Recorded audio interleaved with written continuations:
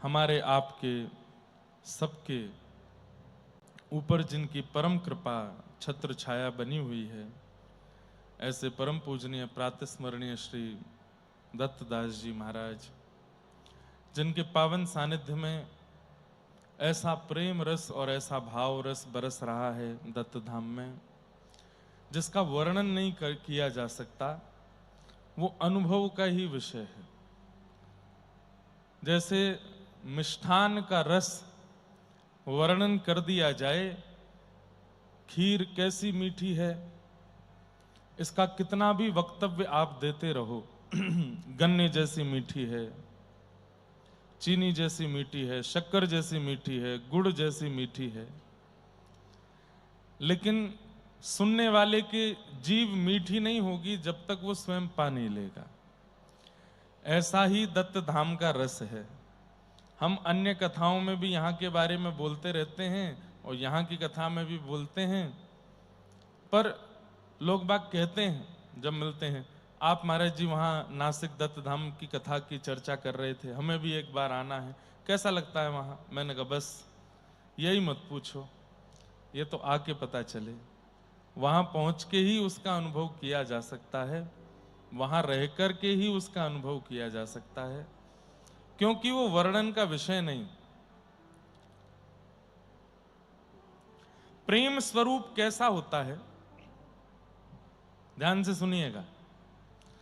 प्रेम स्वरूप का कारण और तात्पर्य कैसा होता है। आपने मुझसे प्रश्न किया कि आप मुझसे प्रेम करते हैं? मैंने कहा हाँ। कितना करते हैं? बहुत करते हैं, बहुत करते हैं। क्यों करते हैं? और कारण भी मैंने बता दिया, इसलिए करते हैं, ऐसे ऐसे करते हैं। तो वो प्रेम है नहीं। पर आपने हमसे कहा आप प्रेम करते हैं, तो मुख कुछ नहीं बोल पाया, पर नेत्रों ने प्रश्न का उत्तर दे दिया। जल प्रकट हो गया नेत्रों में, और जीव के पास कोई शब्द ना बचे बताने को, तो समझो ये प्रेम है। और ब्रजवासी हैं हम, ब्रज में रहते हैं, जहां से प्रेम का उद्गम स्थल है।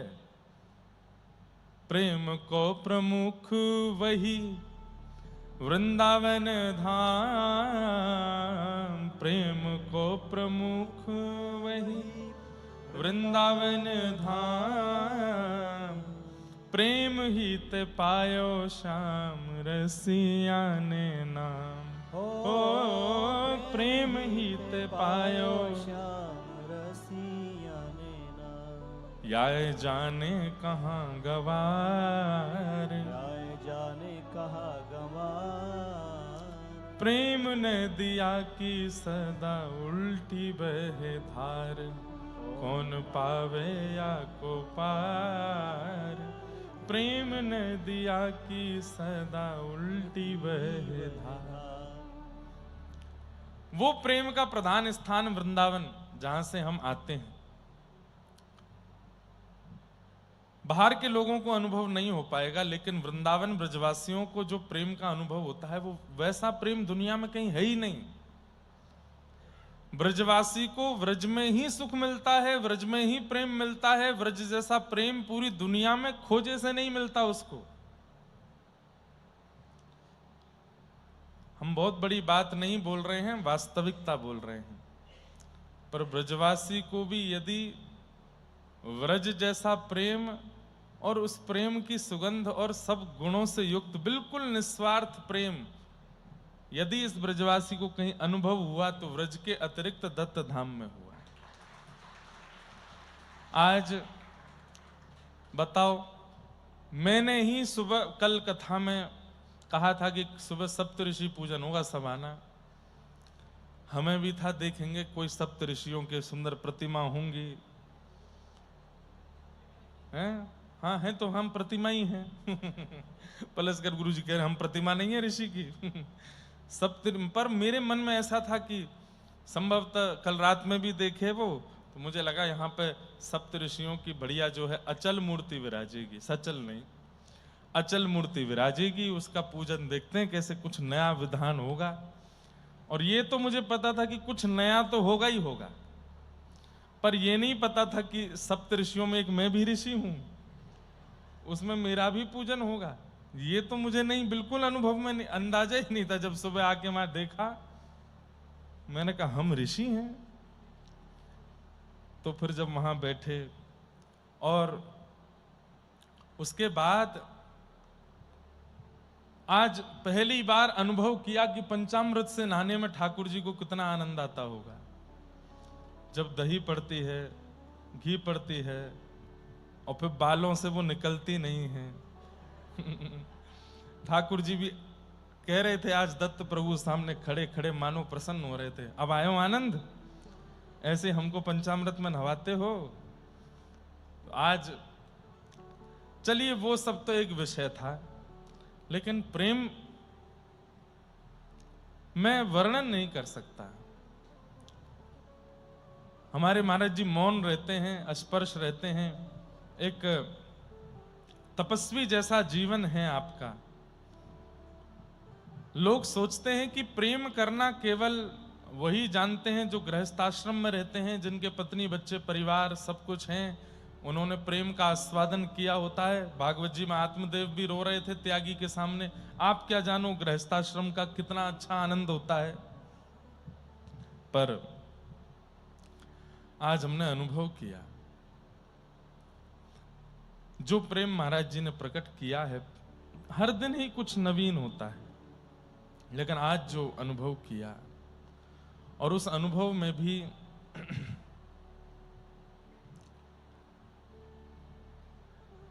एक बात पक्की लग रही थी कि ये कोई मानवीय प्रेमी व्यक्ति नहीं कर सकता। मानव से प्रेम करने वाला व्यक्ति गुब्बारे लगा देगा, मानव से प्रेम करने वाला व्यक्ति बैंड बाजा मंगवा देगा, मानव से प्रेम करने वाला व्यक्ति सजावट कर देगा, पर मानव से प्रेम करने वाले व्यक्ति के चित्त में इससे अधिक ज्यादा नवीनता नहीं आ सकती। लेकिन हर दिन नवीन है, प्रेम प्रस्तुत करने का जो तरीका है वो हर दिन नया। ये उसी के चित्त का हो सकता है जिसको ठाकुर जी से प्रेम होगा, वो नवनीत है ना। मैया यशोदा के 4 दिना पुरानो निकारो भयो मक्खन ना खामे ठाकुर जी, रोज नयो खानो है। दसम स्कंद में जब दामोदर लीला आती है और श्री यशोदा मैया जब दही मंथन कर रही हैं, तब वहां इस बात का वर्णन शुकाचार्य जी करते हैं कि लाला को नित्य नवीन मक्खन चाहिए। नवीन मक्खन मतलब रोज परिश्रम करो, दही मथो, उसमें से अलग मक्खन निकालो और वो ताजा ताजा मक्खन लाला को पवाओ, वो ठाकुर जी को प्रिय है। कल का निकाला, परसों का निकाला, फ्रिज में रखा है, निकाल करके ठाकुर जी के सन्मुख धर दिया, ठाकुर जी कहेंगे हाँ ठीक है, लेकिन हमको ये प्रिय नहीं है, हम नवनीत हैं, नवनीत चौरम, हमको नया नया मक्खन प्रिय है। ऐसे ही कथा में वक्ता प्रयास करे, हर बार कुछ नया कहे, हर बार कुछ नया प्रस्तुत करे। ऐसे हमारे पूज्य महाराज जी हैं, 15 दिन की कथा हो, मास कथा हो, 7 दिन की कथा हो, हर दिन एक नई योजना होती है, एक नया भाव होता है, और उस भाव में प्रेम के अलावा और कुछ नहीं दिखता। ब्रजवासी सबको प्रेम सिखा देते हैं, पर हम तो महाराज जी से सीख रहे हैं कि प्रेम कैसे दिया जाता है, सत्कार कैसे किया जाता है, आगंतुक अपने प्रेमी को पलकों पे कैसे बैठाया जाता है। और ये भी नहीं कि बिल्कुल ही हमको जो है क्या कहते हैं बिगाड़ दिया हो, प्रेम में कहते हैं बिगड़ जाता है प्रेम में, नहीं। 3000 नाम का जप भी चल रहा है, अनुष्ठान भी चल रहा है, स्पर्श भी हैं, मौन भी रह रहे हैं, मतलब तप भी यथा उचित जितना करना चाहिए एक वक्ता को कथा करने समय, वो तप भी चल रहा है। आलस्य नहीं है, आलस्य नहीं लेने दे रहे हैं, बिगड़ने नहीं दे रहे हैं, प्रेम में लाड़ में कहीं बिगड़ जाए व्यक्ति, वो भी नहीं। मतलब कभी कभी लग रहा है कि शायद ऐसा ही व्यवस्थित गृहस्थाश्रम होना चाहिए कि वहां प्रेम में भी कोई कमी ना छोड़ी जा रही हो और व्यक्ति कहीं बिगड़ ना जाए, उसके लिए तप और योजनाओं से भी उसको कोई बिगड़ने के मौके ना दिए जा रहे। अब हमको पूरे दिन सुबह उठने से लेकर के रात्रि सोने तक 1 मिनट भी अपने आप ऐसा होता है कि फोन चलाने का समय नहीं मिलता। बिल्कुल नहीं मिलता। बस कथा में आने से 10 मिनट पहले मैं अपनी ही कथा सुन रहा होता हूं। कुछ कुछ विषय ऐसे होते हैं, वो कहीं बोले हैं तो वो सुनता हूं तिलक स्वरूप करते समय, बाकी कहाँ क्या चल रहा है। और सत्य बताएं, इतना अच्छा लगता है, ऐसा लगता है कि मानो ये सबसे बड़ा तप है, ये सबसे बड़ा व्रत है, ये सबसे बड़ा नियम है कि इस आधुनिक यंत्र का आप कम से कम उपयोग कर रहे हैं। और वो कैसे हो रहा है? इतना व्यस्ततम जो समय बना दिया। अब दत्त धाम में ये नियम बन चुका है, मास कथा हो, सप्ताह कथा हो, 15 दिन कथा हो, 2.5 से 3 घंटे से ज्यादा सो नहीं सकता हूं मैं। और मेरी क्या, यहाँ तो मैं जो यहाँ बालक यहाँ सब सेवा में रहते हैं, मैं उनके लिए सोचता हूं। मैं जब देखूं वो मुझे जगह ही मिलते हैं। वो क्रिकेट भी खेल रहे होते हैं, वो वहां परोसवाई भी करा रहे होते हैं, वो यहाँ पर फूलों की सजावट भी कर रहे होते हैं, वो मंच की तैयारी भी कर रहे होते हैं, वो गुरुदेवों के कुछ अब कल परसों का उत्सव वहां था तो सब चीजें बाहर गई, फिर बाहर से फिर भीतर आ रही हैं, ये होगा आज, ये होगा। हर दिन मतलब व्यक्ति पर समय कहाँ है? सुबह 5 बजे उठ जाते हैं, हमारी दिनचर्या सुन लो, 5 बजे उठ जाते हैं, उठ करके फिर अपने परिकर को उठाते हैं। इनसे रोज कहता हूं मैं कि मुझे 5 बजे मेरे द्वार पे मिल जाओ, एक भी नहीं मिलता। बस विकास गुरुजी मिलते हैं 5 बजे। फिर उसके बाद रात्रि का जो हमारा गोदावरी जी का जल होता है वो लेके जाता हूं। फिर प्रोक्षण होता है सबके ऊपर, अपवित्र पवित्रो वा सर्वा उत्तिष्ठ उत्तिष्ठ गोविंद उत्तिष्ठ गणध्वज। ओ महाराज, कोई रजाई में भग रहा है, कोई गद्दे में भग रहा है, कोई कंबल में भग रहा है। प्रोक्षण क्योंकि अच्छा वाला होता है। 5-5 बजे सुबह ठंडा पानी किसी पर डाल दो कैसा हो। और फिर जाएंगे, पहले तो सहज था, नीचे से सामने ही गोदावरी जी में उतर जाते थे, पर जल का स्रोत अभी बह नहीं रही हैं गंगा जी। नीचे नासिक में काम चल रहा है, कुंभ आने वाला है ना, तो कई घाटों पे काम चल रहे हैं, जल छूट जाएगा तो काम नहीं हो पाएगा, इसलिए पानी रोक रखा है। तो आगे जाते हैं, बड़ा दुर्गम रास्ता है, वहां पर खूब पत्थर हैं, चलते फिरते आ ऊ आवाज निकलती रहती हैं, जैसे तैसे जाते हैं, जाके आंखें पूरी खुली भी नहीं होती हैं। अच्छा, और हमारा तो एक नियम और है, क्योंकि शास्त्राज्ञा है, गुरुजन भी यहाँ बैठे हैं, कि किसी भी देव नदी में अपवित्र अवस्था में प्रवेश नहीं करना चाहिए, बहुत बड़ा पाप लगता है। आप सीधे बेड से उठे और सीधे गोदावरी जी में अगर कूद रहे हैं तो ये अपराध है। आपको कम से कम, चाहे आप, अब वैसे तो स्नान करके जाना चाहिए आपको, यहीं पर थोड़ा जल ऊपर डाल लो, पवित्र हो लो, थोड़े वस्त्र रात्रि वाले बदल के फिर जाओ, लेकिन इतना नहीं तो कम से कम जल हाथ में लेके अपवित्र पवित्रो वा सर्वावस्थांग तो उपवात यह स्मरित पुंडरीकाक्षम सवायाभ्यंतर सूची करके फिर जाओ, थोड़े पवित्र होके जाओ। वो भी मंदिर है। फिर वहां स्नान करते हैं, स्नान करके वापस आते हैं, जप में बैठते हैं, 10 बजे तक जप होता है। और 10 बजे की कोई ना कोई योजना बनी रहती है। 10 बजे कभी क्रिकेट है, 2 दिन से क्रिकेट था, आज सप्तऋषि पूजन, वो विश्राम होते होते 12 बजता है। फिर दोबारा गंगा स्नान करने जाते हैं। दोपहर का स्नान थोड़ा सा वृहद होता है, थोड़ा सा लंबा होता है, आधा पौना घंटा स्नान हो जाता है। फिर उसके बाद आके सीधा प्रसाद पाने जाते हैं। प्रसाद से लौट करके कक्ष में आते हैं 1:30-2 बजे। उसके बाद क्रम देखते हैं कि आज कथा में क्या क्रम रखना है, उन क्रमों का एक बार दर्शन करते हैं। भागवत जी की कथा हो तो वहां अभ्यास में है, इसलिए ज्यादा देखना नहीं पड़ता, पर भक्त चरित्र कह रहे हैं तो कुछ कुछ देखने पड़ते हैं। तब तक कथा का समय होता है, फिर तिलक स्वरूप करते हैं, फिर यहाँ कथा सुनाते हैं। 6, 6:30, पौने 7 बजे तक कथा कह के फिर स्नान जाते हैं, फिर आते हैं। फिर 8, 8:30 बजे 2 दिन से जब थोड़ा रह जाता था तो वो करते हैं। फिर गुरुदेवों के यहाँ प्रसाद पाने जाते हैं, पंचपदी में विराजते हैं। कितने बज गए? रात्रि के 10:30, 11। फिर वहां बैठ गए संगीत करने 12 बजे तक। कल से रासलीला प्रारंभ हो गई 12 बजे तक। 12 बजे कक्ष में जाते तो ऐसा नहीं कि महाराज बेहोश होके सो गए, सोते सोते फिर थोड़ी बहुत देर में नींद आती है, 1-1:30 बजे 2 बजे नींद आती है, 5 बजे फिर उठ जाओ। कहां समय मिलता है बताइए? ऐसा ही जीवन यदि पूरा निकल जाए ना कि संसार के लिए समय ही नहीं है, इतने व्यस्त हैं ठाकुर जी में और ठाकुर जी के कृत्यों में, इसी व्यस्तता में करते करते एक दिन संभवतः श्याम सुंदर, श्री दत्त प्रभु, श्री विठल नाथ, जो आपके मन के आराध्य हैं, इतनी व्यस्तता, मतलब एक तो होता है कि मैं संसार में बहुत व्यस्त हूं, दत्त धाम आने के लिए समय निकालूंगा, और यहां पर क्या कर, मैं ठाकुर जी में इतना व्यस्त हूं कि संसार के लिए समय देखता हूं निकलेगा कि नहीं। यहां व्यस्त ठाकुर जी में सब रहते हैं। और ये तो चलिए 15 दिन के लिए मैं आया हूं, पर यहां नित्य निवास करने वाले हमारे गुरुजन हैं, यहां नित्य निवास करने वाले जितने भी यहाँ के सब ठाकुर जी दत्त प्रभु के जितने भी सेवक हैं, जितने विद्यार्थी हैं, जितने वैदज्ञ हैं, सबके क्रम ऐसे ही व्यस्त हैं, कोई खाली नहीं बैठा रहता।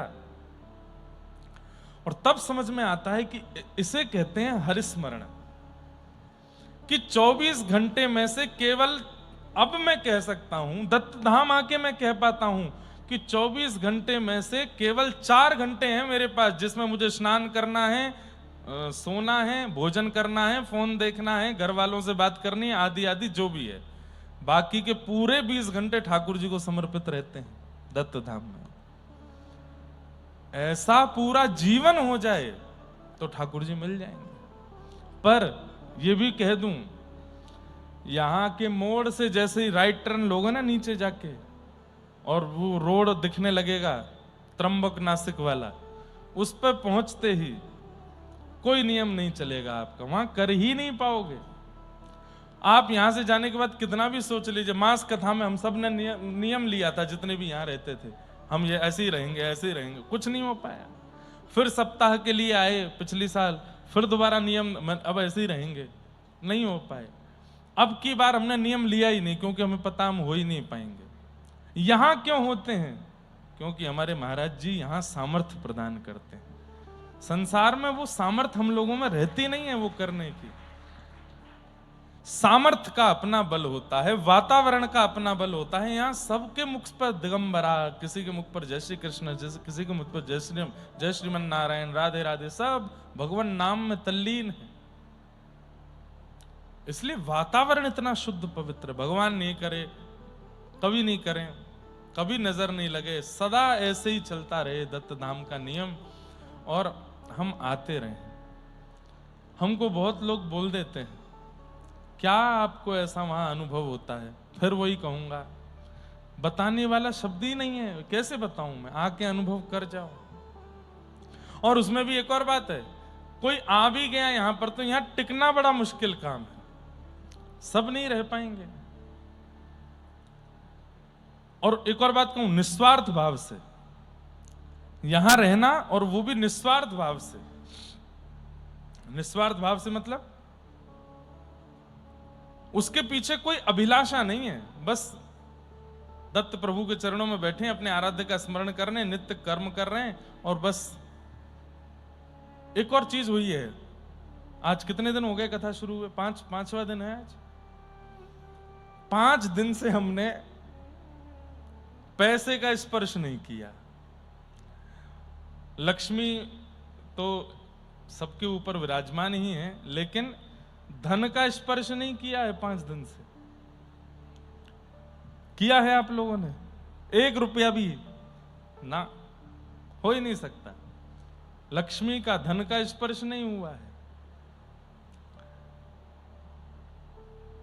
सब व्यवस्थित है अपने आप, सब कुछ, चाहे हमारी पदरामनी हो रही हो, चाहे आज का उत्सव हो रहा हो, सब जगह सब कुछ हो रहा है, सब भेंट सामग्री भी मिल रही हैं, लोग भी आ रहे हैं, वो भी खूब भेंट सामग्री दे रहे हैं।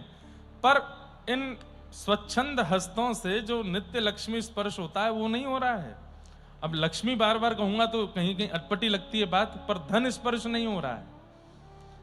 ये भी एक बहुत बड़ी बात है, इससे भी चित्त पर असर पड़ता है। हमारे जितने विप्रदेव आए हैं, हम इन सबको बोले कि आप लोग यहाँ तो त्रिकाल संध्या कीजिए, भागवत जी का पाठ कीजिए, अनुष्ठान कीजिए, और पहली बार नहीं तो विप्र सदा दक्षिणा के लिए ही, विप्र का वो तो दान लेना, दान देना उसका क्रम है, नृत्य क्रम है, उसको ठाकुर जी ने आज्ञा दी है। पर मैंने कहा यहाँ पे वैसे रहो, बस जप आदि करिए। सबके मन में बड़ी पवित्रता का अनुभव हो रहा है। बहुत कुछ यहां अनुभव होता है। हमारे आज अति प्रिय और अत्यंत पूजनीय हैं, जिनका खूब स्नेह हमको प्राप्त हुआ, मास कथा में जिन्होंने पूरी कथा बैठ करके यहां सुनी, ऐसे हमारे परम पूजनीय श्री मुकुंद काका। आप, उनके सुपुत्र, और महाराष्ट्र में अगर हम कहें तो ठाकुर जी की वेद वाणी, ठाकुर जी की भगवत वाणी, ठाकुर जी के सुंदर सुंदर अभंग या ज्ञानेश्वरी का सुंदर प्रवचन से जो लोगों को लाभान्वित करते हैं, ऐसे हमारे श्री गोविंद काका आज आए हैं। उनको बहुत बहुत प्रणाम, बहुत बहुत वंदन। यहाँ आने से पूर्व आपके सुंदर स्थान का दर्शन भी करने को प्राप्त हुआ था। अहिल्यानगर में ही कथा से वहां गए थे। आप भी आज पधारे। आपके 3 पुत्र 1 पुत्री। वैसे तो हमने अहिल्यानगर कथा में उन बालकों का स्मरण किया, पर दत्त धाम के सब बालक वैसे ही हैं। सबके अंदर एक योग्यता तो ऐसी है जो संसार के बालकों में नहीं मिलेगी आपको। 15 वर्ष के बालक, 16 वर्ष के बालक, 14 वर्ष के बालक इतने दीन कैसे हो सकते हैं, इतने सरल कैसे हो सकते हैं, इतना दैन्य, इतना भक्ति, इतना प्रेम उनके चित्त में कहां से आ रहा है। दत्त धाम से जुड़े बालकों का दर्शन करके मन होता है कि कितने सुंदर, कितना मतलब दैन्य, और कितनी, अब क्या शब्द नहीं है मेरे पास। आपके पुत्र, हमारे गोविंद काका के पुत्र, बड़े पुत्र, मझले पुत्र, छोटे पुत्र, आपकी पुत्री, सब एक से एक 15-16 वर्ष की अवस्था में छंदबद्ध करके अष्टकम लिख देना, भगवान की सुंदर स्तुतियों की रचना कर देना, संस्कृत में धारा प्रवाह कुछ वक्तव्य कर देना, ये बहुत सामान्य बात नहीं है। हमारे पलस्कर गुरुजी, उनकी बड़ी पुत्री, छोटी पुत्री, छोटी पुत्री तो गुरुजी कहाँ शास्त्रार्थ, अब वो क्या है वो तो यही बता सकते हैं। वो वैसे भी भारत में 1 या 2, मतलब महिलाओं में, पुत्रियों में 1 या 2 ही होंगे इतने विद्वान। वो शास्त्रार्थ करती है ना। एक बार, पिछली बार जब थे तो मुझे सुनाया भी था आकर के। लेकिन यहाँ बिल्कुल दीन भाव से रहेंगे।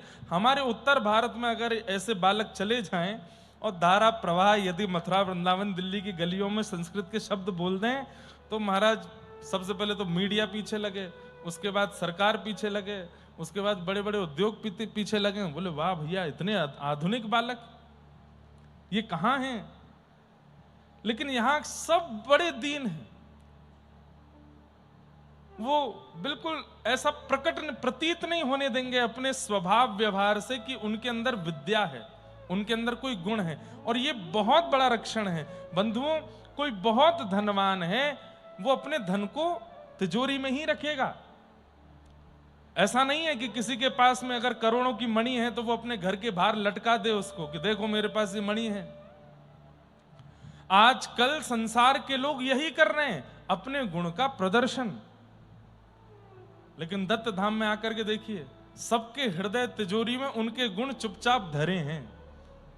किसी के पास विद्या है, किसी के पास संगीत है, किसी के पास अन्य अन्य कलाएं हैं। वो सारी कलाएं गौड़ हैं, छुपी हुई हैं, उनको प्रकट नहीं होने दे रहा है। दीनता के आगे सब कुछ छुपा रखा है। ये अद्भुतता है, ये संसार में देखने को नहीं मिलती है।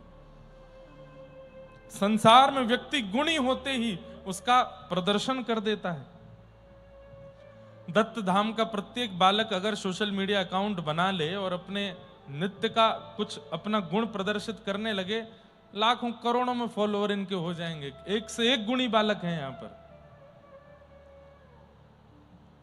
दत्त धाम से जुड़ा हर व्यक्ति गुणी है, गुणों में कोई कमी नहीं है। लेकिन रहेंगे हमारे कृष्णा जी, वो जब गाते हैं शाम को, या तो पंचपदी में गावे या स्वच्छंद भी उनका जब कीर्तन यहाँ रात्रि में महाराज जी कराते हैं, 8-8, 9-9, 10-10 घंटे रियाज करने के बाद ऐसा गला बन पाता है व्यक्ति का। पर बड़ी सहजता में सुबह 5:30 बजे दत्त प्रभु के सामने सेवा कर रहे होते हैं। अत्यंत गुण आ जाने के बाद में दैन्य नहीं आता है, और यदि गुण आने के बाद दैन्य आ रहा है तो इसका मतलब आपके सदगुरु आपसे बड़े प्रसन्न हैं, तभी ये हो रहा है। नहीं तो गुण के बाद दैन्य नहीं आता। हमारे यहां तो हारमोनियम बजाना सीख जाए तो वो आदमी से आदमी नहीं बोलते। तुम कौन, कहां के हो, अरे हमारे आगे कुछ हो क्या, ऐसा ऐसा अभिमान हमारे यहाँ के लोग, मतलब मैं क्या कोई उत्तर भारत से नहीं कह रहा हूं या यूपी दिल्ली से नहीं कह रहा हूं, हमारे यहाँ के लोग मतलब दत्त धाम से बाहर निकल के नासिक से लेके सर्वांगीण विश्व के हम लोग वहीं के हैं ना। दत्त धाम को मैं पृथ्वी का अंग मान ही नहीं रहा हूं, ये पृथ्वी पे नहीं है। पक्की रोड जहां से खत्म होती है वहां से वैकुंठ का रास्ता प्रारंभ होता है, और यहां आते ही चतुर्भुज श्री दत्त प्रभु का दर्शन होता है, और ये वैकुंठ ही है। वैकुंठ में ऐसे ही रहते होंगे, इतने दीन, इतने प्रेमी, इतने क्या बताएं उसका क्या, मतलब वही बात है कि बस मैं कहता चला जाऊंगा पर आप ना समझ पाओगे ना मैं समझा पाऊंगा, ऐसा है। आज जो प्रेम पूज्य महाराज जी ने अद्भुत सब प्रदान किया, और ऐसा आज पहली बार हुआ ना, हर दीपावली से पहले होता है। हाँ, सप्तऋषि पूजन होता है, दीपावली से पूर्व सारे आचार्यों को विराजमान करके महाराज जी और सब परिकर के लोग ऐसे ही स्नान कराते हैं। उनको ऋषि चलते फिरते तनु, चलते फिरते चल स्वरूप है ऋषियों का, उनको प्रणाम करते हैं। हम योग्य तो नहीं थे महाराज जी, पर आपने फिर भी जो प्रेम के रस से आज निलाया है, उस रस की सुगंधी कभी चित्त से और तन से जाएगी नहीं। और हम पे पहले ही बहुत ऋण है दत्त धाम का, पर आज एक कंफर्मेशन हो गया, क्या हम पूरा जीवन भी अगर लगा देंगे तो भी चुका नहीं पाएंगे, ये चुक ही नहीं पाएगा। ये इतना ज्यादा ऋण हो चुका है हमारे ऊपर कि इसको हम 1 जन्म 2 जन्म 3 जन्म क्या जन्मों जन्म तक भी हम यहां आकर के अगर सेवा करते रहें तो भी नहीं चुका पाएंगे। बस महाराज जी को प्रणाम करते हैं और दत्त प्रभु से प्रार्थना करते हैं, आप ऐसे ही प्रेम देते रहिएगा, हम ऐसे ही आते रहें। व्यस्तता बहुत हो गई है, बहुत व्यस्तता हो गई है, पर उस व्यस्तता में से अगर कुछ दिन का भी समय मिले और ना मिले तो निकाला जाए, दत्त धाम आना पड़ेगा। आएंगे, निश्चित आएंगे, चाहे अब महाराज जी ना भी बुलाएं तो भी आएंगे। ऐसा तो हो नहीं सकता महाराज जी बुलाएं, महाराज जी तो अभी भी बैठे हैं, बोले कि कथा पूरी होने से पहले अगली डेट बोल के जाओ। कल ही मुझे याद करा रहे थे विकास गुरु जी, महाराज जी 4 दिन हो गए आपने डेट नहीं, अरे मैंने कि रुक तो जाओ, अभी देखें क्या हो सकता है, जल्दी बताइएगा। अद्भुत है।